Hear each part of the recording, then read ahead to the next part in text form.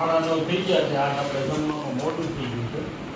9:30 વાગી ગયા છે અને આજ હતો વરસાદ બહુ. સુરતમાં હતો અને ગામડામાં હતો.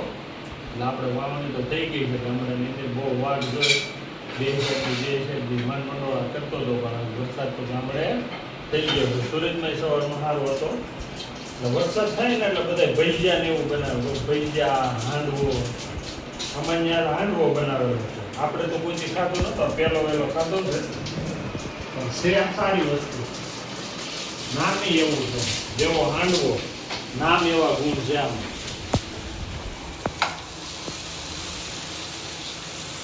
જેવો હાંડવો બને.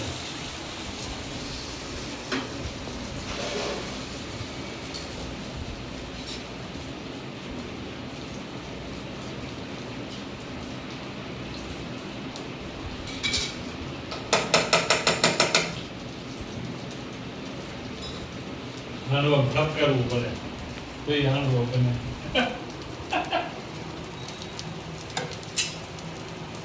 હેનો બને?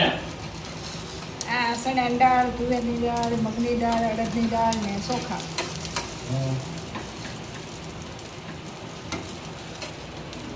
તલ